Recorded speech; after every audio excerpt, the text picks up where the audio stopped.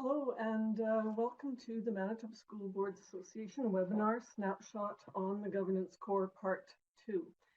My name is Janice Arnold, Board Development Consultant here at the Association. And just quickly, if you're listening to this as a recording, the original air date was April 8th, 2020. And so for the recording, there aren't going to be any live questions, but you can also contact me after if you want to. And just a quick note on this, I guess if you're connecting the date there to anything April 2020, you are going to remember that perhaps this was the time of COVID-19. I'm hoping everyone that's listening in is going to be safe, but I'm just mentioning it as well because with this, with everybody using the online platforms, I'm really hoping that we aren't going to be disconnected or lose anybody along the way. If that happens, Adobe tells me you can just try refreshing your screen, or if that doesn't work, we also post all of our webinars. They're recorded and we put them on our website under the on the e-learning page. You can look for webinars there. So also just to say that you can hear me, but I can't hear you and neither can anyone else on the webinar. So for questions during the webinar, look to the bottom left of your screen for a window titled Q&A. It's just like a chat window. And at the bottom of that window, you'll see a horizontal scroll bar. So just type your question in there anytime and I'll address questions verbally at the end. Others will also not see the question you type or who is actually posing the question. So just throw something in there if you like. I do this because some people are actually, they go to the division office and they listen as a group. Maybe not today. I hope everyone's listening remotely, but it also just keeps down, I guess, the barking dogs and the background noise, the closing doors, etc. So if you missed the first webinar, I'll explain a little bit about the series. It's 3 webinars because and they're going to be a little bit different than the usual webinars that I hold. I don't know if any of you are newcomers or if you've tuned into them. I've heard a lot over the last year about the book, The Governance Core, and people have been talking to me about it. So with the interest shown, I thought I'd do a few webinars, and it's going to be this time more like a book review. I'm going to take a look at some of the parts of the book that stood out for me or that I thought might be useful to you and your board, or perhaps reinforce some of the other messages that I've been giving throughout the years. So the changes for this webinar are going to be, instead of the additional resources that I often throw in at the end, and since this is about the book, The Governance Core, I'm just going to say that the book is the resource. If you like what you're hearing over this 3-part series, you might then consider purchasing it. I know it's available online and I think you can order it through some bookstores. Some boards, they've also used resources like this to run their own PD sessions. For example, the modules you may have heard of Leadership for Student Learning, or as it's better known, the Lighthouse Study. If your board did that and is looking for something new, this book might also work for that type of PD session. However, it isn't set out in particular modules or with questions and discussion topics. It's more of a narrative. So I'll have to leave that up to you to figure out how you're going to make that work. The second change is that I usually run a poll at the beginning to see who the demographic is that's tuning in, and then I try to tailor it a bit to that demographic. This 3-part series, it's just 3 quick snapshots of some ideas presented in the Governance Core. So we'll dispense with that and we're going to go straight to the book, and time is going to fly by. So let's get started there. I think aside from perhaps some of the connectivity issues, you're also going to see, there I am. Hopefully this isn't going to knock us out putting on the video, but also one of the things that is different is you'll see my office, if you like, is looking a little bit different, as is my setup this time. So I'm going to be looking back and forth between my make-do, I guess, office here with a couple of mice, I guess you like. I'm using two at this time and trying to record it and advance a couple of screens. So let's just go on with that. In the first webinar in this series, I introduced you to the Governance Core. It's by Campbell and Fullan. and talked about governing at the board level as intended. Today, we're going to take a closer look at the relationships exterior to the board and within the board, and how at times, I guess, pressures from outside or friction from within move or try to derail our responsibilities. Whether pressures from without or within, the driver is still, of course, teamwork. So let's first consider the board's job of governing, and with an eye throughout the system. Campbell and Fullan refer to it as leadership from the middle. Governing from the top is at times too complex, and from below, sometimes it can be piecemeal. The glue that's needed to keep it together is hopefully the local school division, school board. The governance course speaks to the external role of boards as interpreting and adapting legislation at a local level, working with the divisions, agencies, organizations, unions, and groups in government around them, and liberating those below them.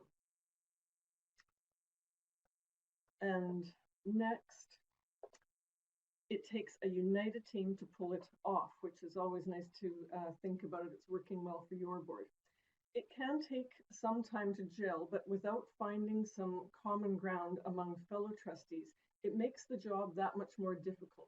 So it's crucial that a board doesn't give up, and that it takes the time to find a way to work together, even in the face of deep differences. Remember, it's a job, and while close friendships can develop, and hey, that's a bonus, remembering professional and respectful ways, it's necessary, and it allows the board to achieve the job that they are meant to do. So we're going to explore in a few minutes ways to refocus the board's time and energy when it needs to, so that it can remain, the effective governing body, and in turn face the outside world together, really as an undivided team, an undivided unit.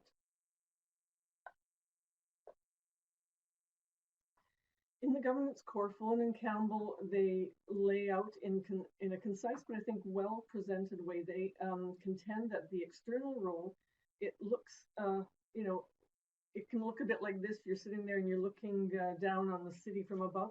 But I think it's something that you as trustees can really relate to. So they say that, for an example, I think I'll give is, take provincial legislation, and they make a connection. Boards can make a connection to their unique local priorities. And we've certainly been hearing about the influence and the good work that local school boards can do for their divisions. There are, of course, financial responsibilities and common goals between government and boards. So they need to see where the goals of government and local school boards merge and coalesce. Most important, I think, are that school divisions can't be mere receptacles that take on mandates, but they're rather partners in implementing the goals and government policy to the best advantage within their community. Knowing how to do this goes hand in hand with the board's obligation for community engagement, one of the pillars of good governance. Being an advocate is not blindly implementing policy, but also critiquing and providing input. So this is one part of the leadership role that your community is depending on their local school board for. And in this role, trustees need to employ strategic governance and join with colleagues and their senior administration to influence the policies that will have a major impact on the programs that they have to implement. For the second layer, cohesion and groups in the middle, Campbell and Fullan point to the benefit or advantages that can be gained by making the most of your lateral networks. So many examples of this can be given, everything from working with your local municipal governments to professional relationships like other school boards, unions, and networking with trustees from other divisions. Interactions where you're learning, trading, giving, or getting, or working on shared goals, they can be invaluable. So think about seeking out those opportunities. I find that, I'm just going to go, okay, looking at something, we're still going here. But anyway, I'm just going back, seeking out some of those opportunities. I often think that too much navel gazing or listening and learning from your immediate sphere, it makes for a very limited amount of innovation and progress. Another example, are we too often only listening to those within the education world and not looking outside to then transfer into our world? Sometimes it does take a bit more work, but think about it. If we only listen to those, to I guess perhaps each other, we become convinced that what the other person is doing is right. But in turn, who have they been listening to? Maybe it's only you. So it's just a circle. So challenge yourself and listen to other ways, ideas, opinions. I sometimes go into the outside world and look even, I don't know, into the business world or whatever and see if there's something that I can take from there in governance or structure and pull into the world of school boards. So it's a good way to seek out solutions, and you might find yourself sometimes with several options to choose from. A wise man once said that if you have a problem, don't hide it. Tell everybody that you know, and you'll end up with lots of ideas and options that you can actually choose from. Aside from the connections that school boards make among themselves, there's perhaps peer learning between schools, divisions, teachers, and administration. It just seeks to strengthen divisions. From a purely practical standpoint, of course, it's also very easily accessible and cost effective, which is likely that something that school boards, of course, can get behind.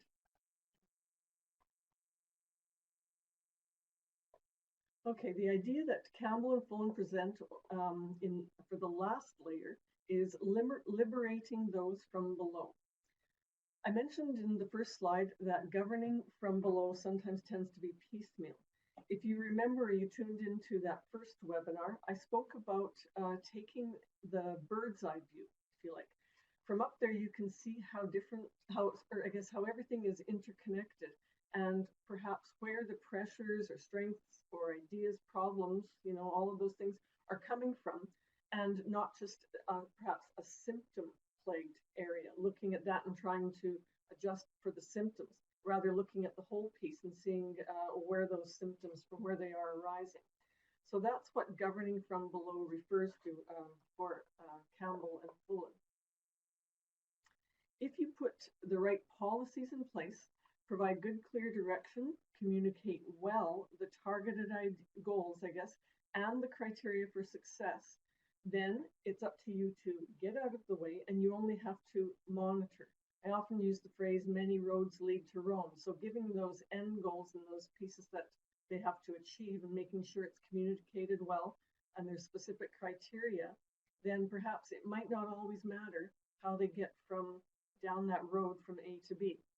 So this leaves them free to do their work, and they have to accomplish, of course, the eventual targets, but it's not up to you, for example, to be the puppeteer and direct every move. You only have to check that eventual outcomes are met as you've asked for, and perhaps that you are specific enough about them and clear enough. Let's explore now the teamwork part that is needed for the governing levels that we just went through, the high, the middle, and below. In the governance core, Fullan and Campbell, they lay out 6 criteria that contribute greatly to teamwork and should be used especially in times of friction on a board. The governance mindset does not sit well with making assumptions and perhaps assuming preconceived points of view, particularly of your fellow trustees. There are diverse philosophies, ideologies, experiences, and histories. They make for a rich group from which to pull in information, and the options then become that much more to choose from, as I talked about earlier. In the first part of this webinar, I spoke about governing from the middle and being able to be innovative and progressive by connecting with others.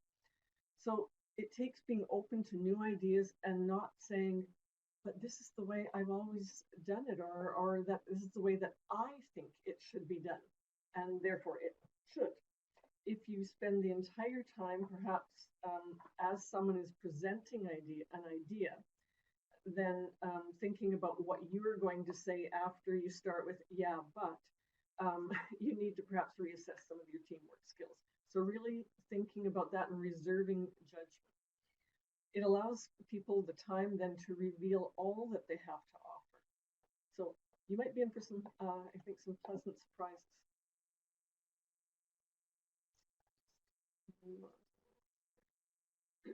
Look at the ears on that man. I think it's well chosen for this point I'm going to make next. So we have heard from time immemorial, Campbell and Fullan, they also suggest, but what we need to do is listen emphatically. What we're talking about is listening to what is being said and not how. So the manner of behavior of the person, sometimes it distracts from perhaps the substance of what they're saying. So trying to cut through to the substance of what is being said, maybe even looking away, but perhaps even the most aggressive or perhaps an insecure minority opinion, they actually do have some perspective and it might be worth listening to. So be open to different styles of communication and listen to what is being said and not distracted by the how. And then it is connected to this, but perhaps Campbell and Fullan, they lay it out a little bit differently. It's staying focused on the substance or content of a debate, and don't let issue differences become ammunition in personal differences. So you seek to understand the core of the issue and base your debating on the information being presented, the facts as they are available, and principles.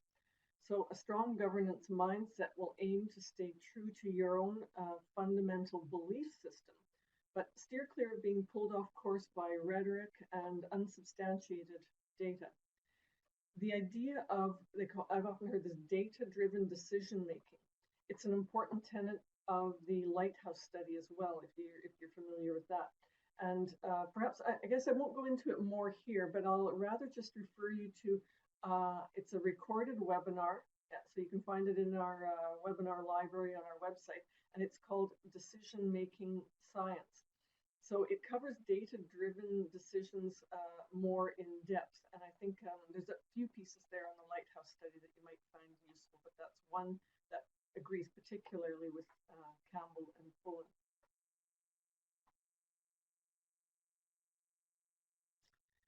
Another part of teamwork in times of friction, and I guess I'm thinking this, I'm often approached by trustees who say that their board appears to be getting off track as they're spending too much time nitpicking about small issues. And then the tension starts to rise and then it gets into something more. Or perhaps in times of stress and some difficulties, which we may all be experiencing right now, communication starts to break down. And this can lead to things like developing factions or approaching what should be a straightforward decision by throwing at roadblocks just to thwart another person. It might cause someone to become the contrarian, and every time the other side, if they want to think of it that way, does something that they perhaps perceive as bothersome or annoying, they automatically react in a negative way, and that can really throw havoc around some decisions that need to be made, people depending which way they're voting. So at these times, I sometimes advise boards to try a more formal approach. Campbell and Fullan, they often refer to protocols being important. And these can be things like using the procedures in your parliamentary authority in perhaps a stricter fashion. For example, moving to more formal practices for debating and motions, calling on someone specifically, putting some timing around there, even something little by referring to somebody by their last name, Trustee Arnold, if you like. Just putting some formality around that and reminding people that it's about the business at hand. Also having a thorough review and possibly some PD around your board's code of conduct.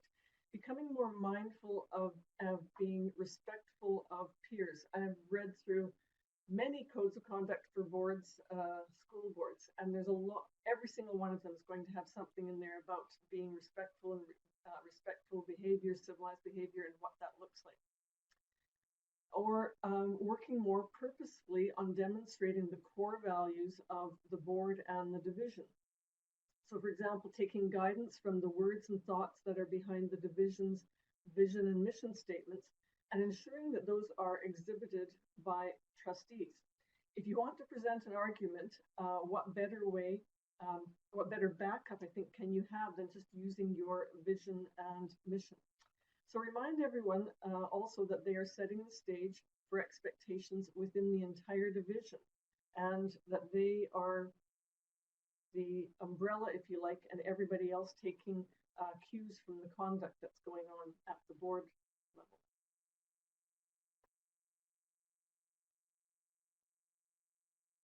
One of the great things about a democratically elected board is its diverse views and opinions. It comes from all different kinds of history and experiences that come to the table, but these can sometimes cause friction if we don't seek to also understand where those perhaps diverse views or opinions are coming from.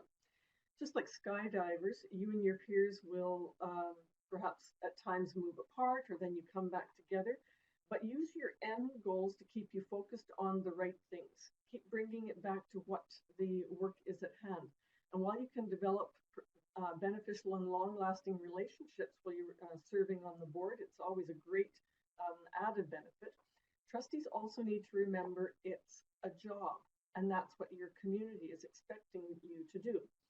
So your focus should remain on moving forward with your vision and mission, accomplishing the goals in your strategic plan, because it is your strategic plan that is to move you closer to realizing your vision and mission, ensuring a healthy organizational structure, stewarding the financial well-being of the division, and leading the kids in your schools and your entire community toward that successful future.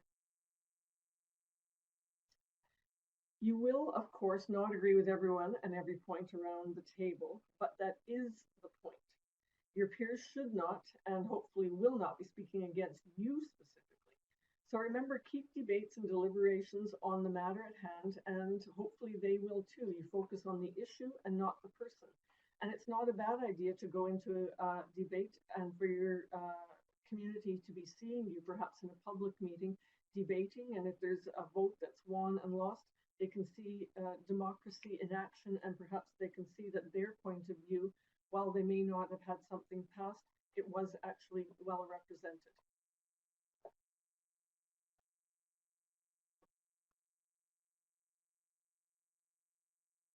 Then the last piece that Fullan and Campbell highlight in this section is remembering that governance responsibilities must above all be adhered to. So the governance responsibilities, what are you responsible for? Reduce friction using good governance practices. But if all else fails, after every attempt to accommodate views or actions of a particular trustee, then a board must move ahead using the tools, and perhaps it's your code of conduct, or maybe it's other policies. But this will help fulfill your governance responsibilities. Unacceptable behaviors of one trustee can derail a board's ability or plans for a successful division. The actions need to perhaps be dealt with so that a board can then get back to business as quickly as possible. You can't let it ride and go on and on. It must be dealt with so that you can get back to doing what you were supposed to be doing. So a board can't become consumed by a situation. Sometimes, too, it can be at great expense to both relationships, but also to finances, and at the expense of carrying out the job that the board has been tasked with doing, running the division.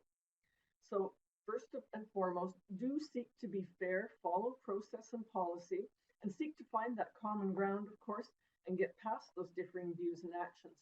But in the end, seek to get back on track and focus on the good of the division. So whether the pressures and friction are external or internal, going back to the core of good governance, playing by the rules, teamwork, and following the plans that you laid out when things were running smoothly, for example, they should be the benchmarks to get you back on track quickly. There is a reason these processes and plans were made in the first place, so let them be your guide.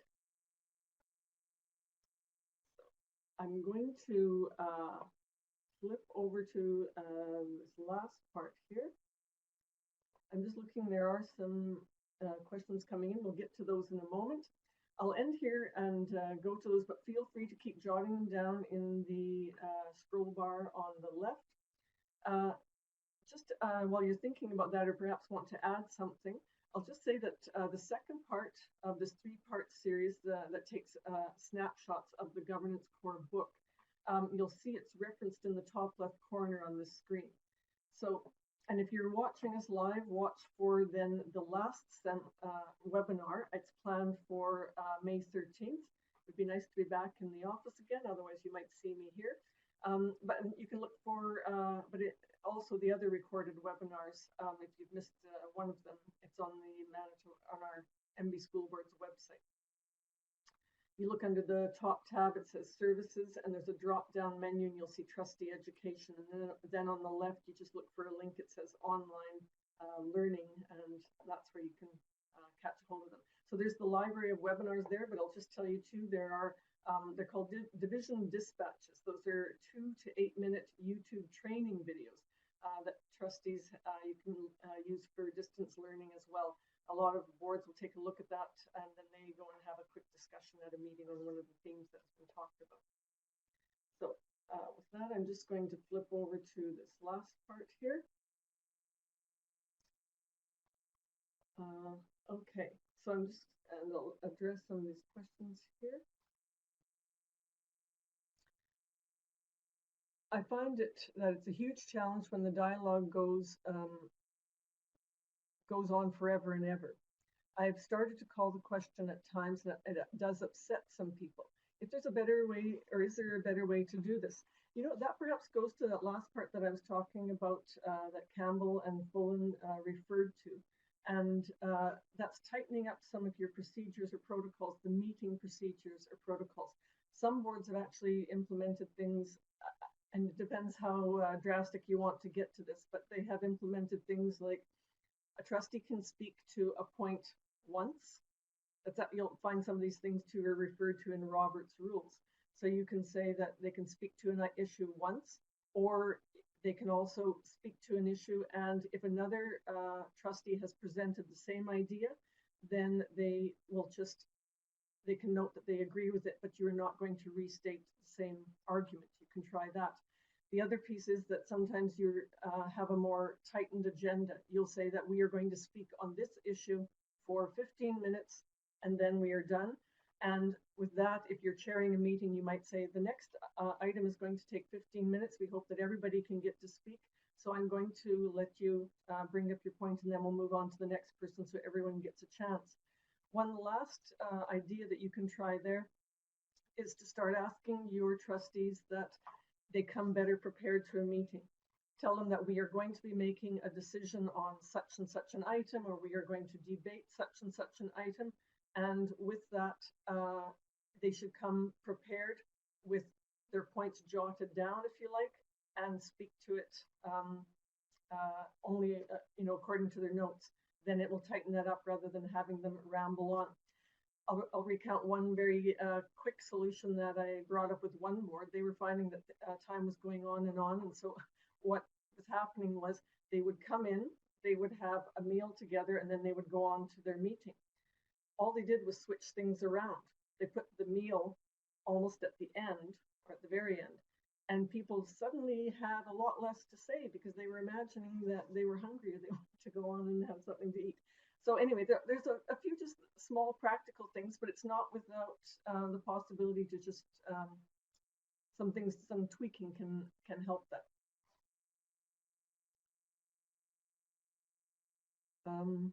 Just look through a couple more of these. Can you recommend any good team building events or exercises? You know what, I'm going to talk a little bit about the concept of why we're doing some of these distance learning and the objectives there. So you can go and look on the web for umpteen different kinds of team building exercises, and that's something that you can run together. What I have found, and why I don't usually present just, well, these webinars are a bit, there's overall ideas presented, but they're not specifically targeted to one specific board, let's say. So I don't know if those team building exercises will help as much, but sometimes what I have done with boards is when I get contacted and asked to hold a team building workshop, I often dig down a little bit deeper and I try to find out what is causing the reason that you need some team building exercises, or what are some specific things that we can do. So rather than just doing the generic brand of team building and teamwork, those I'm for that. Definitely you can try that. I really like that. But sometimes if it isn't working fully, we need to dig down a little bit deeper. And I'm completely open if you want to call me and we can look at setting up some things like that, perhaps in a heading out for a strategic planning session or at your retreat. Sometimes boards find those are good settings for that. Okay, and I've got one last question here that I'm going to look at.